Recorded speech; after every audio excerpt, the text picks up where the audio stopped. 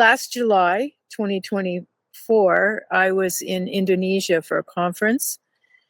I was in Kalimantan, which is an island, larger island, used to be called Borneo. And I was in Palangkaraya.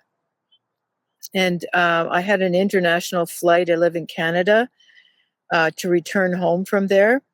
So it started with a Lion Air flight from Palangkaraya to Jakarta. And then Jakarta was taken over then from the whole trip from then on would have been Philippine Air going back to Vancouver, Canada. And so there was several legs to that flight or that voyage. And Lion Air, I arrived at the airport for the 3 p.m. flight on that day in July, and it was canceled without any notice. And I tried to get on the Click Air flight that others who were at the conference were getting on, but they said it was full. And quite quickly, they scooted me off in a private car. It wasn't even a taxi. I was wondering if I was getting kidnapped.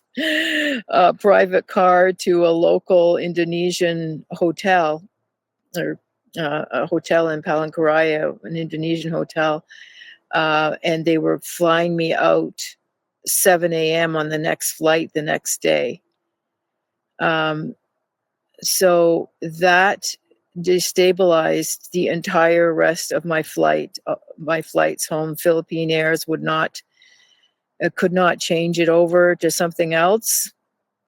So I lost the entire international flight home because of this. And in the night, that night in that hotel, I had to scramble to find a way to get home.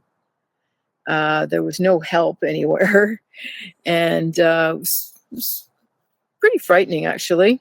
And I had to I got a flight with EV Air, which cost me 2,000 Canadian dollars, which I had not planned on budgeting.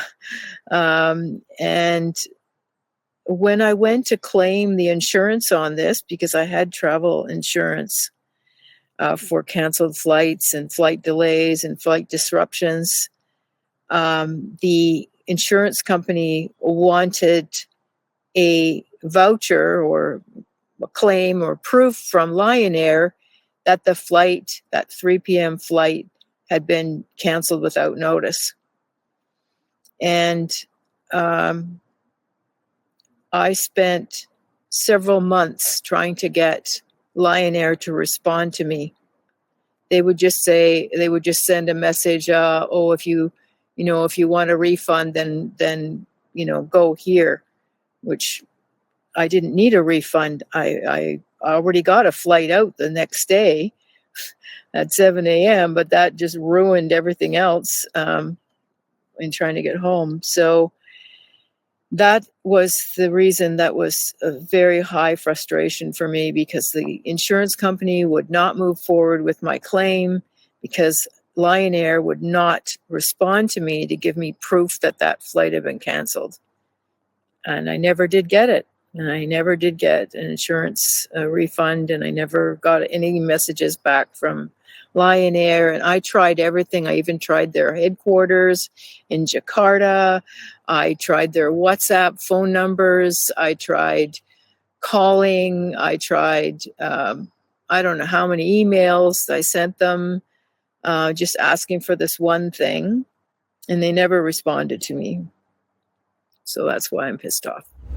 So I got them to verify that this had happened, that that flight had been canceled at the last minute, and that they had to scramble to get on that 12:30 flight just by chance, and to verify that this flight had been canceled. But the insurance company did not accept that as proof of cancellation, because it was really upsetting. It was kind of scary. It was scary. I mean, if I hadn't had the means and credit cards and things hadn't gone through, to get the flight with the Chinese airline, what would have happened to me? I was stuck there. Nobody spoke English in that hotel. It was a really bad experience.